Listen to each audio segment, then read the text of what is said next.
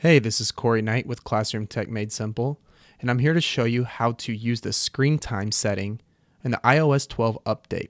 Now, this is a really cool new feature because sometimes as teachers, often our students or even our own children at home will come to us and their battery on their iPad or their cell phone is dead. Well, now with the new iOS 12 update, we can see exactly where they are spending the most time throughout the day as they use their iPad or if they use their iPhone. So it's as simple as going to the settings button and clicking on the left-hand column, you'll click on the screen time button.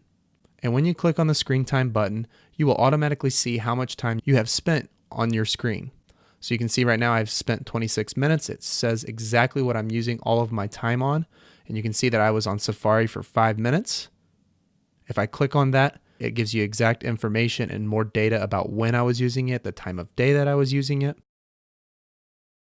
And if you go down here, you can see that there is more data available. Some of this stuff is just a little bit different. You can see different notifications and things like that. If you click back on the screen time button at the top, you can tap on app limits and you can set time limits for each app. All you have to do is just click add limit.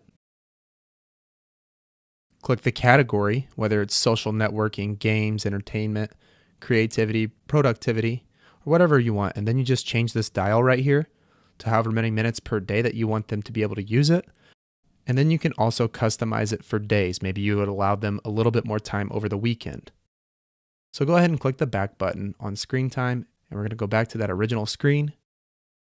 And then you can always check out the always allowed apps. So if you want to add those, you just hit the plus button. If you want to get rid of them, you can hit the minus button. And what that does is it allows us to always have access to certain apps.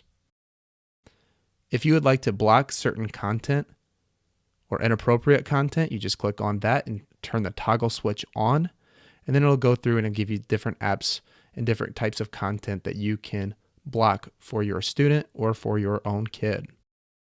All right, so this is a really cool new feature that Apple has released with the iOS 12 update. It's something that is at the forefront of concern of parents and teachers about the amount of screen time that our students and our children are using.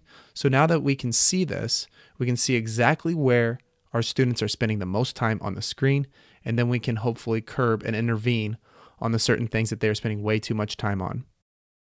Make sure that if you like the content in this video, that you like the video and then also subscribe to the channel. It really does help me out a lot. And when you do subscribe, you'll get notifications sent directly to you on when I release new videos on the iOS 12 update.